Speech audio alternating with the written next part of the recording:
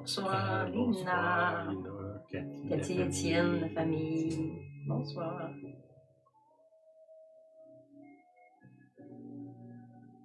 Denis, Salut à vous Nathalie. deux, de nous deux. De nous deux. Salut, salut.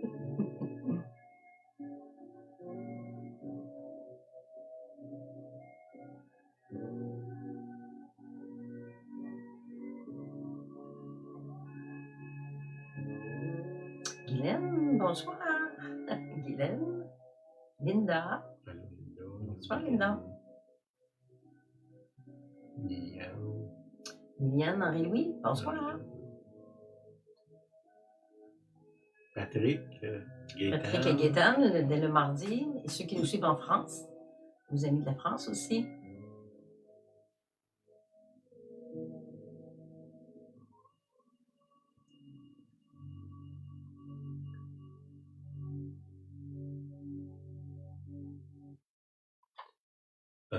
T'avais-tu quelque chose? Non. OK, on a le 18 novembre, c'est la réunion de silence. Hein?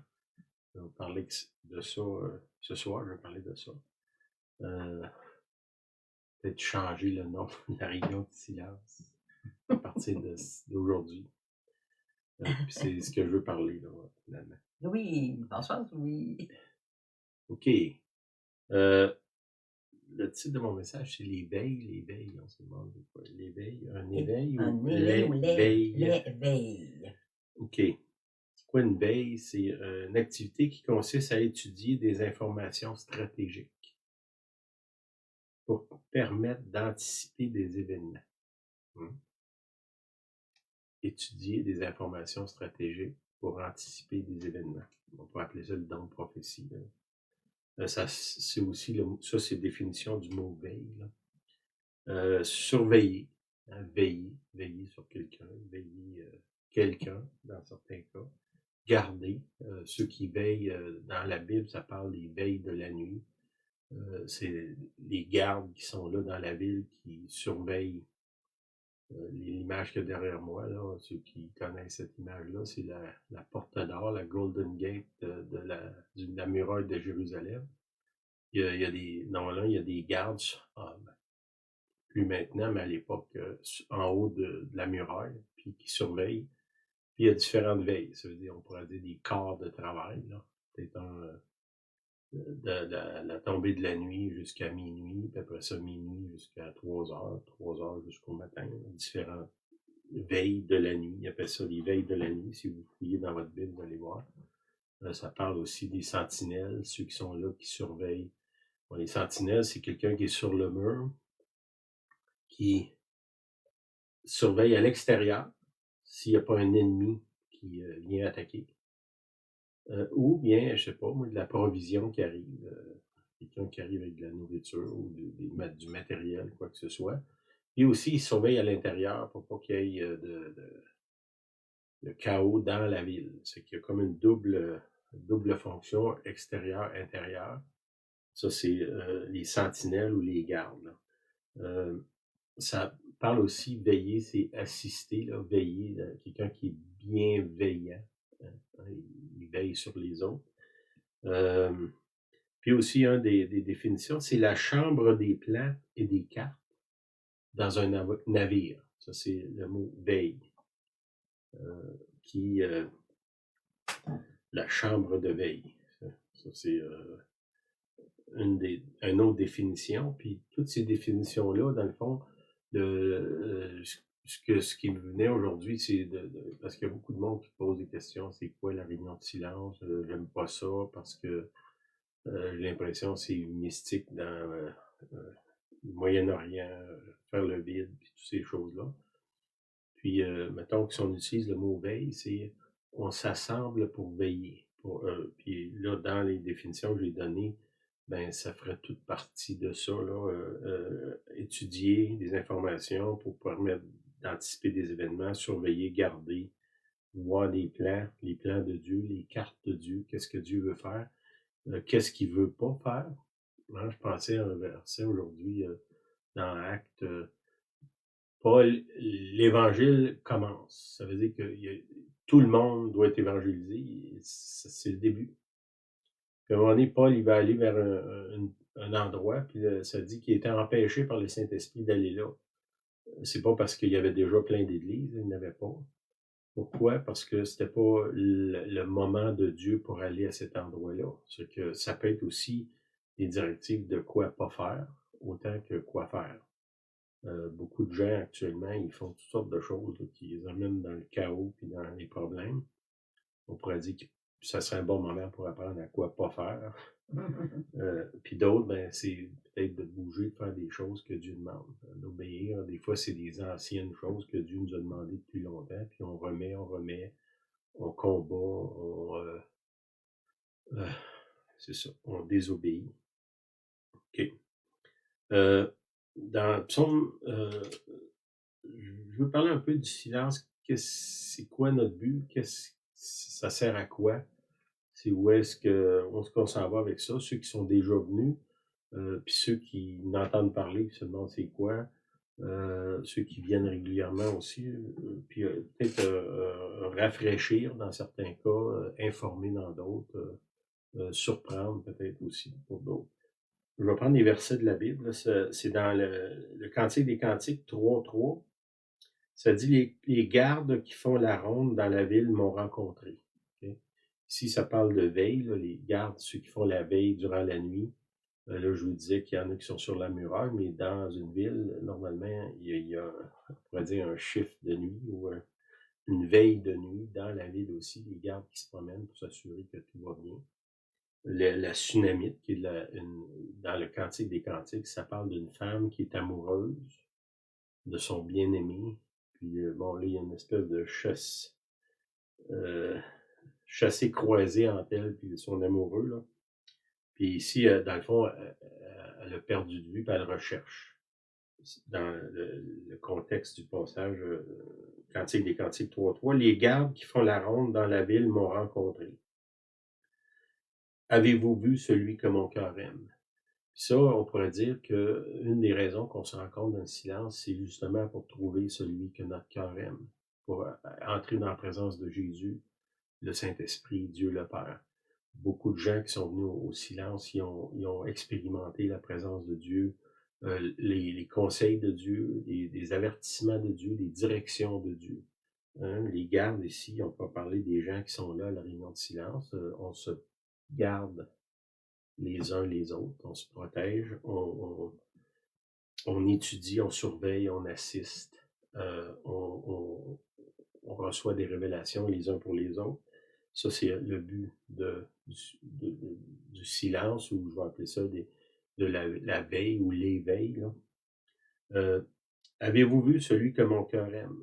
C'est souvent ça, quand on cherche des réponses, on cherche un réconfort, on cherche la paix, on cherche l'amour, on cherche une touche de Dieu, on cherche une guérison, on cherche un emploi, on cherche quelqu'un, on cherche une réponse. Ben là, on est là, puis la réponse, on pourrait dire la raison pour qu'on se déplace vers la réunion de la veille, de cette veille-là, où est-ce qu'on est ensemble, c'est « Avez-vous vu celui que mon cœur aime? » Ça continue en disant « Les gardes qui font la ronde dans la ville m'ont rencontré. Avez-vous vu celui que mon cœur aime? » La réponse encore revient. Elle les a rencontrés, ça répète 2 fois, là. Puis, avez-vous vu celui que mon cœur aime? OK. Jérémie 1.18. Ça dit « Voici, je t'établis en ce jour sur tout le pays comme une ville forte. » Okay? Ici, il représente Jérémie, une personne qui est appelée de Dieu, qui devient une ville forte. Encore là, on vient avec ça, la question de la veille, veiller sur la ville, finalement, là, c'est ça. Ici, la ville devient symboliquement une personne. Une colonne de fer, un mur d'airain contre les rois de Juda, contre ses chefs, contre ses sacrificateurs et contre le peuple du pays. Voici, je t'établis en ce jour comme une ville forte. Ça veut dire que je peux le prendre comme individuellement. Puis, plus loin dans l'Apocalypse 21.2, ça dit « Je vis descendre du ciel d'auprès de Dieu la ville sainte, la nouvelle Jérusalem. » Encore là, il parle d'une ville forte. Préparée comme une épouse qui s'est parée pour son époux. On pourrait dire la ville de Jérusalem céleste, c'est l'épouse du Christ. C'est qui l'épouse du Christ? C'est nous, C'est nous, c'est l'Église. l'Église. Et ici, on voit que l'Église est représentée comme une ville aussi. Ça veut dire que, on pourrait dire individuellement, Jérémie est représenté comme une ville, puis l'Église est représentée comme une ville. C'est symbolique, mais ça doit quand même nous guider dans notre recherche quand on s'assemble dans le silence pour veiller les uns sur les autres. OK. Une ville forte. Les deux places, ça parle d'une ville forte. Jérusalem, c'est une ville fortifiée. L'image derrière moi, c'est la muraille de Jérusalem, qui fait le tour de la ville d'ailleurs. Une ville forte doit nécessairement avoir une muraille. Aujourd'hui, bon, on pourrait dire avec les avions, tout ça, ça change rien, mais à l'époque, quand tu avais une muraille, ben, il y avait au moins une protection contre les envahisseurs. Puis on peut dire que dans nos vies actuellement, puis dans l'Église, ça manque pas les envahisseurs. Puis dans le silence, qu'est-ce qu'on fait? Ou dans la veille, on fait le tour de la muraille, puis on fait un état des lieux. C'est quoi l'état des lieux? Je surveille. Est-ce qu'il y a une faille? Est-ce qu'il y a une porte de laisser ouverte? Est-ce que le gardien dort en haut? Qu'est-ce qui se passe? On pourrait dire que la veille, c'est plus actuellement comme, j'ai utilisé le mot état des lieux, là, de vérifier dans quel état est la muraille. Puis on pourrait dire qu'une des choses qui fait qu'on s'assemble pour le silence, il y a une introspection. Hein. Je regarde à l'intérieur de moi. Puis on pourrait dire, est-ce que si je suis une ville forte comme Jérémie, supposément, est-ce que la fortification autour de la ville est en bon état? Est-ce que mon cœur est protégé? Est-ce que mon esprit, mon âme est protégé? Hein? Est-ce qu'il y a la muraille? Okay, ça dit, on parle de Dieu, c'est ma haute retraite, un bouclier dans la détresse, un refuge. Bon, tout ça, on pourrait dire que le Saint-Esprit, d'une certaine façon, c'est lui, la muraille autour de nous. Là. Puis là, est-ce que nous, on laisse des portes ouvertes? Est-ce qu'il y a une brèche dans le mur? Qu'est-ce qui se passe là? Il y a un des livres que vous pouvez lire qui parle, à peu près tout le livre correspond à l'état de la muraille, c'est le livre de Néhémie. C'est dans l'Ancien Testament. Néhémie, il est auprès d'un roi païen. Puis, il s'inquiète de ce qui se passe avec Jérusalem, avec la ville, hein, la ville fortifiée, la ville forte, on pourrait dire. Puis là, qu'est-ce qu'il fait? C'est qu'il arrive devant le roi, puis le roi, il dit, il me semble que t'as pas l'air pas de bonne humeur. T'as pas l'air heureux. Qu'est-ce qui se passe? Il dit, comment je pourrais être heureux quand la ville de mes pères, Jérusalem, est en ruine? Puis ce qui se passe, c'est que le roi, il donne toutes les ressources nécessaires, puis il dit, retourne là-bas, puis il va mettre de l'ordre dans ça. Bon, je pourrais dire que l'onction de Néhémie, c'est une des onctions qui se développe. Salut, Yvon est en Colombie. Il est revenu, il est reparti. Il est là cette semaine. Soit béni, Yvon. Puis bonjour aux gens de Colombie. Je pense que, je ne sais pas si c'est le cas, mais il était à Medellín cette semaine. Je ne sais pas si tu es encore là. Mais c'est ça. Il y a cette ville-là est là, puis lui, il est envoyé là. Puis qu'est-ce qu'il fait? La première chose qu'il fait, c'est que il va voir qu'est-ce qui se passe. Puis ça, on va regarder ça dans Néhémie 2, verset 12. C'est Néhémie qui parle, puis il dit j'y passais 3 jours. Il parle de Jérusalem. Après quoi, je me levais pendant la nuit avec quelques hommes sans avoir dit à personne ce que mon Dieu m'avait mis à cœur de faire pour Jérusalem. OK. Dieu a mis un plan dans son cœur. Si on regarde en avant, une des choses qu'on reçoit quand on est en veille, c'est on va dans la salle des plans, puis les cartes. Lui, il a reçu de Dieu une révélation de quoi faire avec la ville. il a reçu en même temps les ressources, parce que Dieu ne m'enverra pas en quelque part sans ressources. Tu sais, mettons, je pense, ils vont être en Colombie, ils arrivent là-bas, personne ne l'attend, il n'y a rien de prévu. Bon, finalement, il passe une semaine dans l'aéroport parce que, bon, puis il revient et se demande, mais pourquoi je suis allé là? Bon, c'est pas le cas, là, on sait, parce qu'il est invité, puis tout ça, là, il se passe quelque chose, mais qu'est-ce que ça veut dire ici? Il a reçu un plan de Dieu, une révélation, puis Dieu a mis ça dans son cœur, puis tout ce qui est là, il arrive, puis il regarde l'état de la ville. Et Dieu a dit, va-t'en là-bas, va reconstruire. Bon, la même chose, ça peut être une vie, ça peut être ma vie. Peut-être votre vie s'est effondrée dernièrement ou vous vous êtes rendu compte qu'elle est effondrée après tant de je dirais, de vivre dans le déni, finalement, vous ouvrez vos yeux. Ou ça peut être quelqu'un d'autre, quelqu'un qui arrive dans votre vie, quelqu'un vous conseiller, quelqu'un vous aider, puis il arrive, puis lui, il n'y en a plus de muraille, là, c'est tout démoli. Puis là, ben, comme là, on regarde l'état des lieux, dans quel état tu es, quel est ton besoin, qu'est-ce que moi je peux faire. Puis là, ça, c'est un peu l'onction de Néhémie qui vient, je crois, si on passe du temps en silence devant Dieu, le Seigneur va nous donner une mission, il va nous donner une place à aller, il va nous donner les ressources, puis on va voir dans le texte là, qu'il va nous donner aussi l'aide qui est nécessaire pour arriver là. Okay. La première chose, c'est de voir l'état. Qu'est-ce qui se passe? Hein, c'était quoi les questions? Qu'est-ce qui se passe? Qu'est-ce qui se passe pas? Qu'est-ce que je peux faire? Alors, ça, c'est une question, trois questions que les gens dans l'armée américaine, ils se posent quand ils sont au milieu d'une fusillade, là, que ça tire de tous les côtés. Au lieu de paniquer, ils se posent ces trois questions-là. Qu'est-ce qui se passe? Qu'est-ce qui se passe pas? Puis qu'est-ce que moi je peux faire concernant cet événement-là? Parce que je peux savoir ce qui se passe, puis Dieu peut dire, ben, c'est pas de tes affaires, c'est pas ça que je t'ai demandé. Je peux pas savoir ce qui se passe, ben là, il faut que je me dise, OK, qu'est-ce qui se passe pas? Parce que souvent, on s'inquiète de choses qui arrivent jamais. Beaucoup de chrétiens, on passe leur vie à s'inquiéter des choses qui n'arrivent pas. Ben ça, de savoir ce qui se passe pas, ben ça devient important à un moment donné.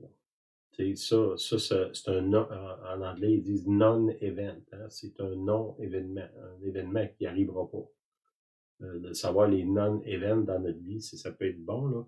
Puis ça, c'est des choses qui vont venir quand on passe du temps en silence. Ça fait partie de la définition et activité qui consiste à étudier des informations stratégiques pour permettre d'anticiper des événements. Hein? Je reviens encore à ça. Ici, qu'est-ce qu'il fait? Il fait le tour. Dieu a mis à cœur. Il y avait avec moi d'autres bêtes de somme. Il n'y avait avec moi d'autres bêtes de somme que ma propre monture. Bon, il était là, il était seul. Ça, c'est une autre chose, le silence. On pourrait dire comme nous, on fait le silence en groupe. Mais en même temps, chacun est seul devant Dieu. Quand je vais dans une réunion de silence, c'est pas un, comment dirais, un sport d'équipe, là. C'est un sport individuel. Chacun fait sa propre exercice personnel. Chacun fait le tour de sa propre muraille, de son propre besoin, de ce que Dieu lui a demandé à lui. Là. Et est-ce que je peux arriver et recevoir quelque chose pour quelqu'un d'autre? La réponse est oui. Mais en même temps, la première approche, c'est de faire le tour de ma muraille, de dire ben, qu'est-ce qui se passe? Est-ce qu'il y a des failles? Qu'est-ce qu'on peut faire? OK. Verset 13. Je sortis de nuit par la porte de la vallée. Je me dirigeais contre la source du dragon et vers la porte du fumier, considérant les murailles en ruine de Jérusalem et réfléchissant à ces portes consumées par le feu. Okay? Il y a deux mots ici que j'ai mis, c'est considérant les murailles en ruine, réfléchissant à ces portes consumées. Si on veut faire un travail pour Dieu, ou comme ici, Dieu a mis quelque chose à cœur, ben là, il faut qu'il considère c'est quoi la tâche. Puis après ça, de réfléchir, mais comment je fais pour l'accomplir, cette tâche-là. Bon. On sait qu'il y a du surnaturel derrière ça, ça prend le Saint-Esprit qui nous dirige, mais il faut quand même réfléchir un peu, là. Verset 14, je passais près de la porte de la source et de l'étang du roi. Il n'y avait point de place où on pût passer la bête qui était sous moi. Dans ce que lui parle ici, là, on pourrait dire que c'est complètement en ruine. Puis on le sait, là, pendant les années, on a vu des gens qui viennent vers nous, puis leur vie, ça ressemble à ça, là. C'est complètement en ruine. Mais pour vous encourager, c'est que le Seigneur a toujours un ennemi qui, symboliquement, pourrait être le Saint-Esprit, qui vient avec d'autres, des personnes. Le Saint-Esprit utilise des personnes pour nous bénir. Il peut le faire seul. Si je suis pris dans le fond de l'Amazonie, Dieu peut agir souverainement de lui-même.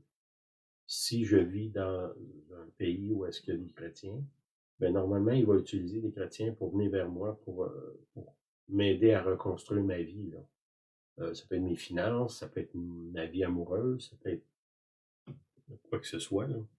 Ma santé. Dieu va envoyer du monde. Okay?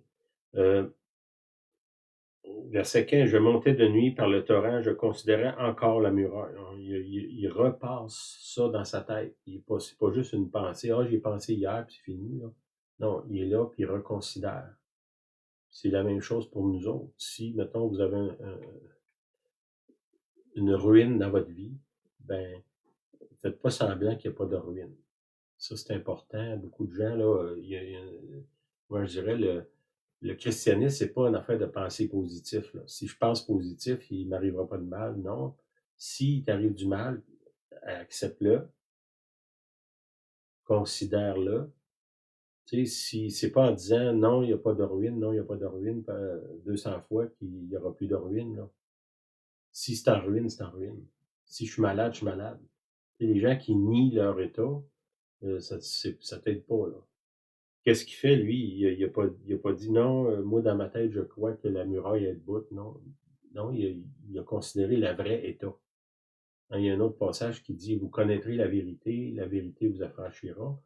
Ben, si je connais ou je reconnais la vérité sur moi-même, c'est là que je peux être libre.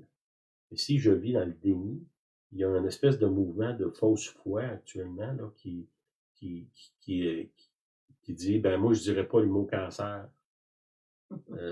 Même si tu dis pas le mot, si tu l'as, tu l'as, là. C'est pas le déni qui va te guérir, là. C'est de faire comme lui, considérer, réfléchir, il reconsidère, ça donne 2 fois le mot, là. Puis de regarder l'état, puis à partir de ça, de chercher la face de Dieu pour dire, OK, Seigneur, ça c'est mon état, qu'est-ce qui se passe, qu'est-ce que je dois faire, puis où est-ce qu'il y a de l'aide, si il y a besoin d'aide. Mais ne vivez pas dans le déni, là, c'est pas la foi, ça. La foi, ça considère la vérité, puis se tourne vers Dieu. C'est pas de nier la vérité, même si quand cette vérité-là, on aimerait mieux pas l'avoir. C'est d'accepter la vérité. Si je t'en ruine, je t'en ruine. Si les portes sont brûlées, sont brûlées. Ben, je pourrais pas reconstruire des portes si dans ma tête qui sont pas brûlées, là. Ça fonctionne pas. C'est clair, ça? Hein? Amen. Puis je rentrais par la porte de la vallée et je fus ainsi de retour. Bon, je veux pas aller trop dans les détails, mais ici, là, tous les noms des portes, là, les portes, puis il y a des sources. Porte du fumier, source du dragon, porte de la vallée, porte de la source, l'étang du roi, les torrents, porte de la vallée, ça revient encore. Je vais revenir sur le fait de voir la réalité, puis considérer la tâche, puis après ça, commencer le travail. Accepter la réalité, considérer qu'est-ce qui doit être fait. Hein, je sais pas, moi, si je suis un joueur compulsif, puis que j'ai dépensé une fortune, ben peut-être un des premiers gestes à poser, c'est d'arrêter de jouer, là. Ça pourrait aider, là, en partant. Mais il faut que je considère que je suis un joueur compulsif. Si je dis, ah non, moi, je peux arrêter quand je veux. Ah ouais? Ben, pourquoi tu pas arrêté avant, là? Si la même chose pour d'autres activités malsaines qu'on vit, ben, la même chose, il faut que je reconnaisse que c'est malsain. Si je vis dans le déni, là aussi, ben, il y a pas, je suis pas sur le chemin de la restauration. Le chemin de la restauration, c'est le mot repentir, c'est tourne de bord, là, change de direction. Ben, si tu te repens, tu vas nécessairement changer. Mais pour changer, il faut reconnaître qu'on s'en va dans la mauvaise direction, là. Premier point, quel que soit votre état, ou de ce que vous vivez, ou ce qui vous entoure, ben, faites comme lui, là. Faites un état des lieux. Tu sais, prendre ça en note, là. C'est quoi l'état des lieux dans ma vie, là? Est-ce que, bon, lui, on peut dire qu'il rentre dans un vrai gâchis, là, la muraille, puis toutes les portes sont brûlées. Peut-être dans votre vie, vous dites, ben, moi, j'ai quelques portes de brûlées, là. Puis là, ben, comment je fais pour reconstruire? Je peux aller chercher de l'aide, je peux crier à Dieu, au secours, Seigneur, aide-moi. J'ai péché, hein? Je me suis détourné de toi, j'ai désobéi. Tu m'avais dit de pas faire ça, je l'ai fait. Ben, Seigneur, je reconnais que j'ai mal fait. Comment je fais pour revenir? Ben, moi, j'ai pas de plan, mais si vous allez au silence, ou on pourrait dire la veille, peut-être que vous allez avoir accès à la salle des plans, puis des cartes. Si vous êtes perdu, ben, il y a une place dans le ciel qui a une carte qui peut vous dire où vous en allez. Hein? Ça, c'est vous qui doit le faire. OK. Après ça, on tombe dans Néhémie 2. Non, excusez, pas Néhémie 2, c'est Néhémie 3.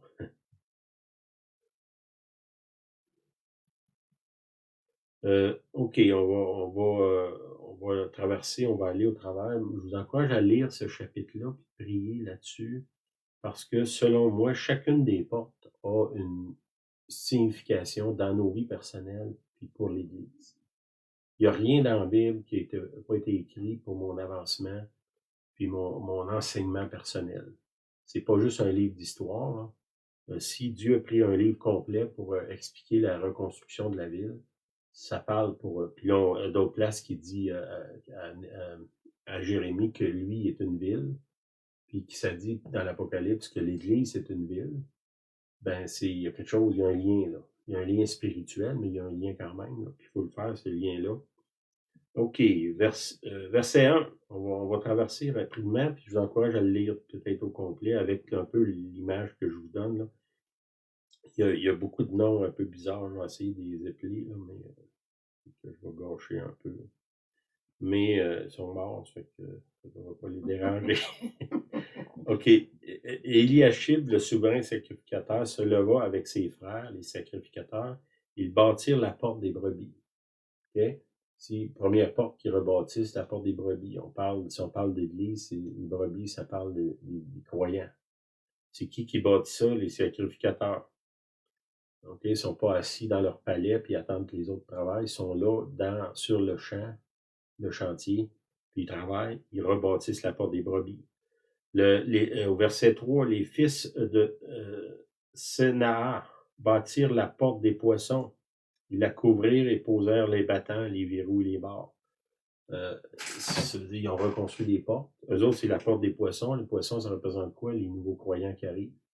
Première place qu'on doit rebâtir, c'est les brebis. L'Église, actuellement, est un peu dans l'état de la ville de Jérusalem à cette époque-là, là. Puis, Seigneur, je te prie qu'il y a des Néhémies qui se lèvent dans toutes les sphères de la société, puis qui soient accompagnés de toutes sortes de gens. Là, ici, les premiers groupes, c'est les sacrificateurs. Les autres, c'est des fils de différentes familles qui se lèvent, qui viennent, qui disent pas, ben, on va revenir quand la muraille va être bâtie, là. Quand vous allez, vous autres, avoir fait tout le travail, là, on va venir. On va vous dire que vous avez mal travaillé, là, mais en attendant, on vous aidera pas. Puis là, ça, c'est une autre chose que je vois dans ça qu'on a besoin comme individu, puis comme Église, c'est que chacun se lève puis qu'il fasse sa part. Puis ça, c'est une affaire qu'on voit là beaucoup. Court à gauche, à droite pour être béni le plus possible en donnant le moins possible. Ben, c'est pas ça que Dieu nous a appelé à faire, là. Tu sais, quand il dit mourir à toi-même, c'est pas de saigner les autres, là. C'est de te saigner toi-même. Mais, OK. OK, la porte des poissons, après ça, il dit au verset 6, Jojada, fils de Passéach, et Meshulam, fils de Bésodia, réparèrent la vieille porte.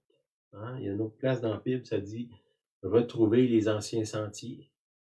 Il y a quelque chose dans ça. Il y a des, je pense que nous, moi, ça nous a parlé beaucoup dernièrement de dire, ben, retourne à la base du christianisme. Là. Arrêtez de trop spiritualiser tout, là.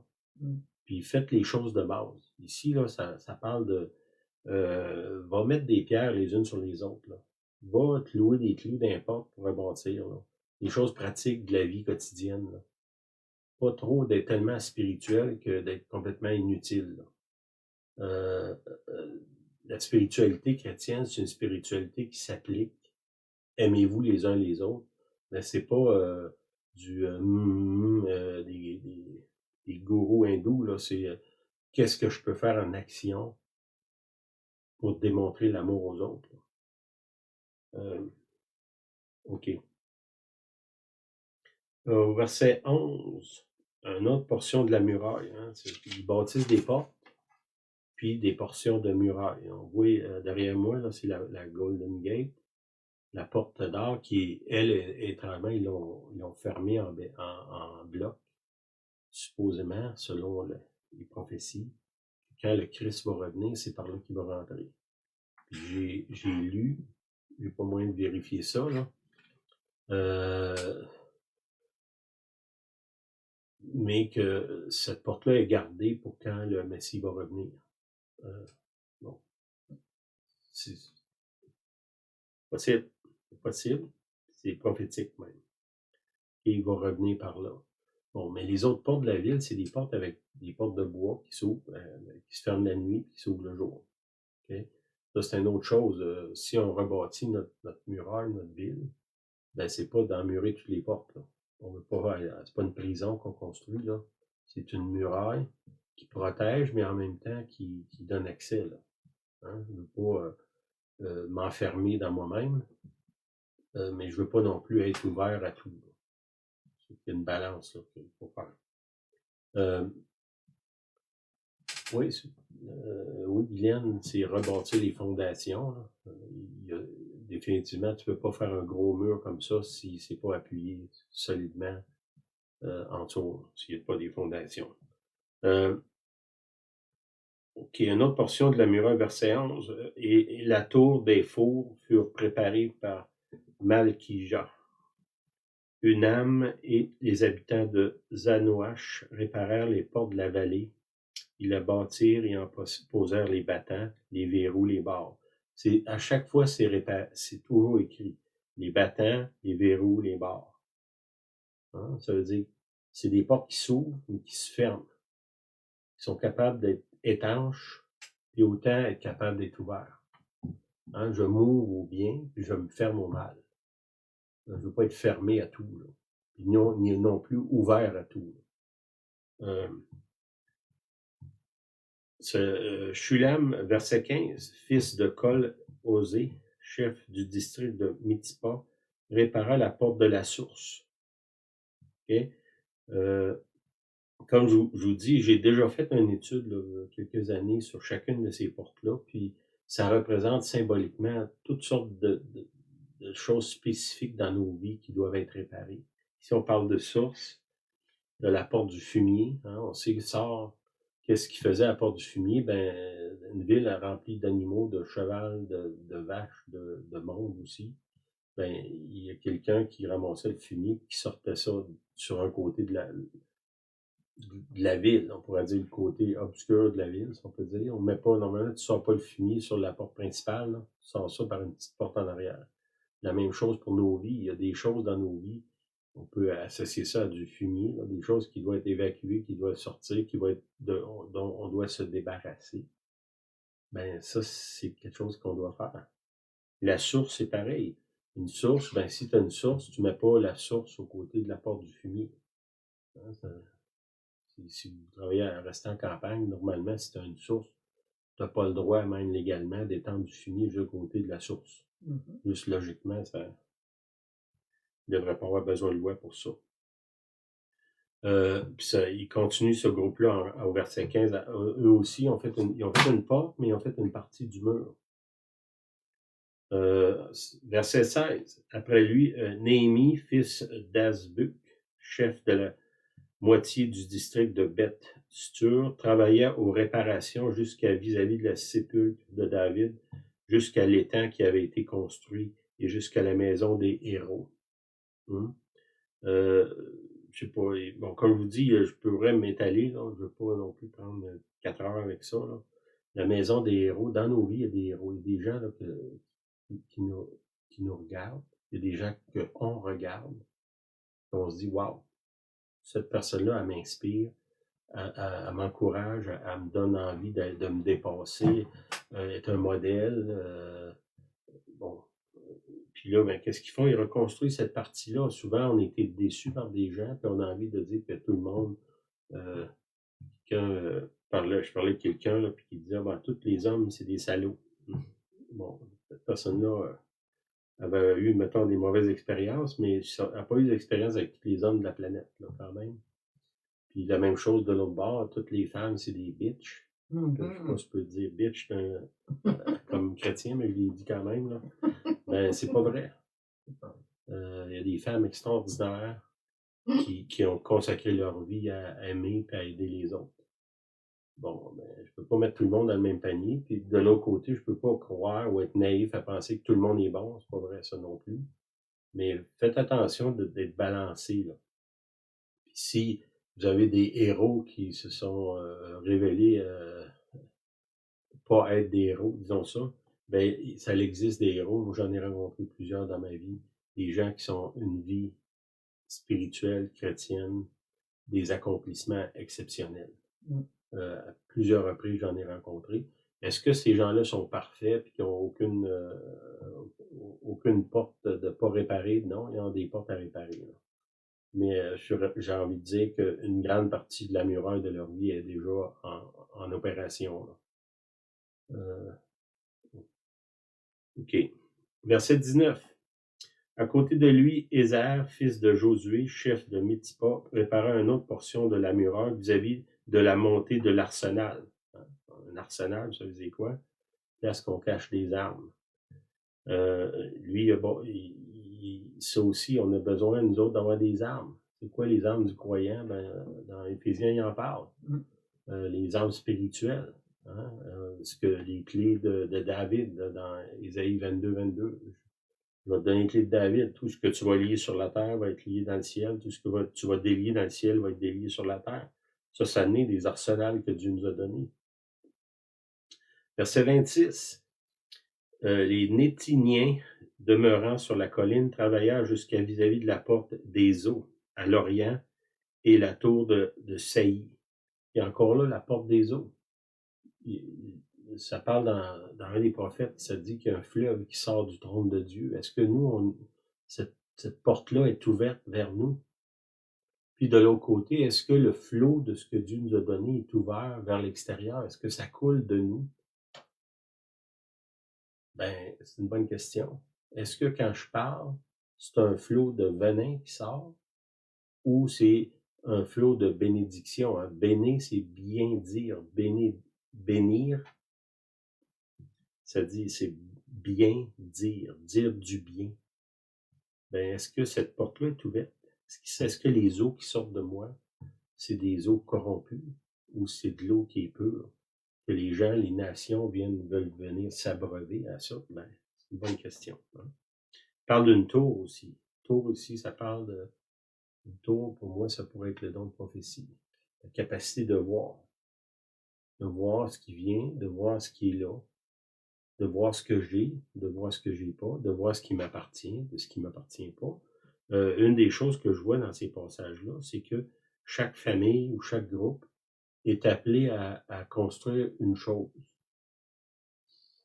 Puis, peut-être qu'ils s'entraident, là, mais mettons, moi, je fais la section du mur vis-à-vis de la grande tour de Sailly, puis le mur de la colline, ça, c'est ma job, c'est mon travail. Ben, je ne vais pas essayer de voir là, mais Tasse-toi donc, on va faire ton travail à ta place. Ou je vais Mhm. le faire mieux que toi. Tasse-toi, je vais faire mieux ça mieux que toi. Mhm.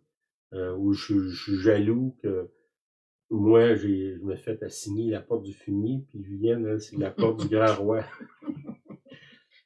Puis là, ben, à cause de ça, j'ai arrêté de travailler parce que je suis frustré. Je suis dans mon coin, puis je boude. Ben, si Dieu m'a appelé à faire la porte du fumier, ben, c'est correct. C'est ça qu'il m'a demandé de faire. Puis je vais être récompensé si je fais ce que lui m'a demandé. Hein? Des fois, on voudra avoir un ministère ou quelque chose que les autres ont. Ben, peut-être que Dieu veut te le donner aussi, mais s'il ne veut pas te le donner, comment tu vas réagir? C'est une bonne question. Mhm. Après, verset 28. Après eux, les Técoïtes réparèrent une autre portion vis-à-vis de la grande tour enseyée jusqu'au mur de la colline au-dessus de la porte des chevaux. Chevaux, ça me parle de la bride, là, dans Jacques qui parle de ça. Si on met une bride au cheval pour les diriger, il parle de la langue là, qui ne se contrôle pas. Après lui, Malkija, d'entre les orfèvres, travailla jusqu'aux maisons des Nétiniens et des marchands vis-à-vis de la porte de Mikpa, jusqu'à la chambre haute du coin. Les orfèvres et les marchands travaillèrent entre la chambre haute du coin et la porte des brebis. Okay? On voit, il y a un lien, là, la chambre haute, les brebis. Là aussi, là, si vous priez, le Seigneur va vous révéler des choses là-dessus. Puis je reviens à l'idée là, du début, là, les veilles, puis les gens qui se posent, ça sert à quoi le silence? Il y a autour de nous beaucoup, beaucoup de forteresses qui sont effondrées, autant dans les églises, dans le monde actuellement est en ruine, là. Notre vie, beaucoup de gens, leur vie, peut-être que c'est pas dans l'état de la ville de Jérusalem au complet, là, mais comme je vous ai dit tantôt, définitivement, dans nos vies, il y a des portes qui sont là, qui sont brisées. Sont brisées, puis ont besoin d'être réparées. Il y a aussi, ce que je vois dans ça, c'est que les gens, ils réparent des choses qui sont pas pour leur bénéfice personnel uniquement. Tu sais, si je répare la porte des chevaux, ben, je peux pas dire après ça, il y a juste moi puis mon cheval qui va passer là. Ça veut dire qu'il y a beaucoup de choses qu'on fait dans l'Église ou dans nos vies, c'est pas pour nous, c'est pour les autres. Tu sais, si j'amende ma conduite, ben, le premier bénéficiaire de moi amender ma conduite, ça va être, bon, premièrement, Julienne, puis des gens qui m'entourent. Ben, est-ce que je le fais juste pour moi? Peut-être. Mais si je reconstruis des choses, c'est pour le bénéfice des autres autour. Tu sais, comment je dirais, je fais souffrir les autres bien plus que je fais souffrir moi-même. Ben, si je suis en train de réparer des choses dans ma vie, ça peut pas être pour le bénéfice des autres. Là. Fait que l'œuvre qu'on parle ici, c'est pas une œuvre égocentrique, là. C'est une œuvre qui est dirigée vers les autres. C'est quand il dit vous serez mes témoins, le monde vous reconnaîtra l'amour que vous aurez les uns pour les autres. Ben, Jésus m'appelle, moi, personnellement, à réparer les failles dans l'amour dans ma vie. Là. Tu sais, si tout le monde qui s'approche de moi, ils peuvent pas me supporter plus que 10 minutes, ben, c'est pas tout le monde qui a tort, là, c'est peut-être moi, là. Est-ce qu'il y a une porte, là, en quelque part, qui a pas été réparée dans ma vie? C'est très possible, là. Puis peut-être d'étudier le livre de Néhémie, puis prier, Seigneur, OK, c'est quoi les portes dans ma vie, là, qui ont besoin d'être reconstruites? Ben, ça me surprendrait que vous en trouviez pas au moins une, là. Puis moi, je pense qu'il y en a plusieurs, plus qu'une, là, pour moi, là. Puis Dieu veut travailler là-dessus. Il y a des gens autour de moi qui vont m'aider, mais ça doit commencer par moi de reconnaître. Tu sais, si je nie qu'il existe même une porte, ben, comment tu peux réparer quelque chose qui n'existe pas, là? Puis si je nie qu'elle est en mauvais état, ben, je peux pas la réparer parce que ça va bien. Moi, quelqu'un me disait, tout est accompli. C'est-à-dire, Jésus pouvait dire ça, peut-être pas nous. Tout est accompli. Jésus pouvait se permettre de dire ça, mais moi, est-ce que toute l'œuvre de Christ est tout accomplie dans moi? Non. Bon, la réponse est là. Si j'avais un doute, il vient de disparaître par la parole de Julienne. Mais c'est ça. Il faut qu'on s'examine. Faites comme Néhémie, faites l'état des lieux. Puis soyez encouragés, là, que ce soit vous prenez du silence chez vous seul. Je vous encourage à le faire en groupe. Si vous ne savez pas comment faire, ben venez au moins une fois chez nous, on va vous expliquer, puis vous le ferez après chez vous. Il n'y a pas de trouble, pas de problème. On n'a pas d'exclusivité là-dessus. Là. Mais ça permet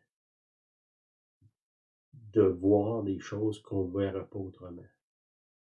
De construire des choses qu'autrement on n'aurait même pas besoin, on ne saurait même pas qu'on a besoin de reconstruire.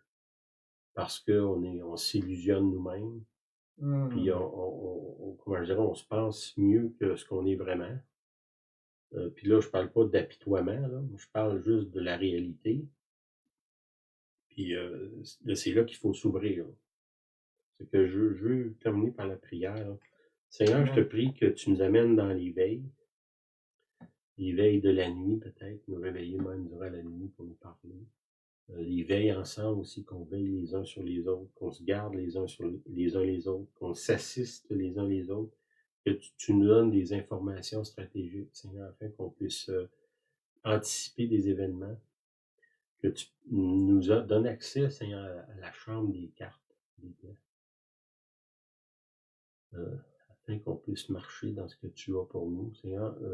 Donne-nous, Seigneur, la tâche, une partie de la tâche au moins à chacun de nous de reconstruire quelque chose dans ton Église. Qu'on ne soit pas des gens qui sont là simplement pour pointer ce qui ne marche pas, mais qu'après qu'on a vu l'état des lieux, qu'on se demande, mais qu'est-ce que moi je peux faire pour que ça change? Seigneur, délivre-nous de cette mentalité-là de pointer ce qui doit être changé ou ce qu'on pense qui doit être changé sans s'engager à changer. Amen. Amen. T'avais-tu quelque chose? Je vais juste revenir, dès que Sylvain a parlé des veilles, moi, à chaque semaine, j'ai aucune idée de son message, je vais vous le dire. Quand il a parlé d'étudier des informations, Sylvain va reprendre la définition. C'est d'étudier des informations, c'est d'anticiper des événements. Moi, le mot que je résumerais juste ces mots-là avec le mot discernement.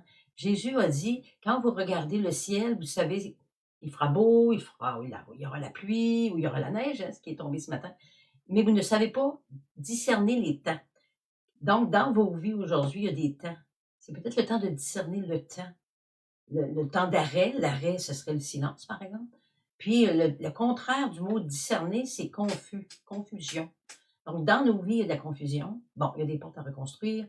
Il y a de la conscientisation de nos vies à faire. Donc, sachons discerner le temps dans ma vie. On a envie de dire, ben, Israël est en guerre, c'est un signe des temps. C'est correct, mais moi, j'irais plutôt dans ma vie personnelle. Discerner les signes du temps dans ma vie. Amen. Amen. Veux-tu prier pour ça? Mais Seigneur, je te prie pour le discernement de chacun qui nous écoute et même ceux qui nous écoutent de loin. Là. Seigneur, il est temps qu'on sorte de la confusion. Il est temps que tu viennes nous rencontrer personnellement dans notre petite chambre, notre petite maison intérieure, afin de discerner qu'est-ce qui se passe pas, et avec le désir de changer. Puis toi, Saint-Esprit, tu vas nous guider dans ça. Merci de nous aider à discerner le temps dans nos vies. Amen. Amen. Amen. Puis je veux remettre Jérémie 1,18, là, quand Dieu l'appelle à devenir une ville forte. Seigneur, je te prie que tu nous donnes, Seigneur, cette onction-là d'être un refuge. Que les gens autour de nous nous voient comme une place sécure. Qui viennent, Seigneur, se réfugier d'une manière sous l'onction que tu as mis sur nous, Seigneur. Au nom de Jésus, je prie. Amen. Amen. Oui, merci. Amen. Très bon. Amen. Soyez bénis. Bonne semaine. Hugo. Bonjour, Hugo. Hola, Hugo. Hola, Vicky. Hola. Merci. Amen. Buenos dias. Bonne semaine. Bonne semaine à chacun de vous. Là. Merci. Amen. Bonne soirée. Bye bye. Ouais. Tu lui dis ça.